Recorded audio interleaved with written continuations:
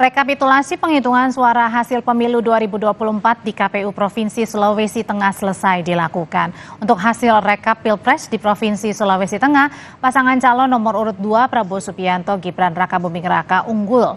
Dari hasil rekapitulasi tingkat nasional, total ada 1.756.761 suara untuk pemilihan presiden dan wakil presiden 2024. Calon Presiden Prabowo Gibran unggul dengan perolehan suara 1.251.313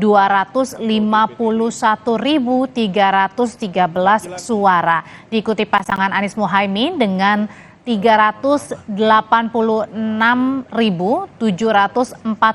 suara. Kemudian pasangan Ganjar Mahfud dengan perolehan 160.594 suara. Nomor urut 1, 386743.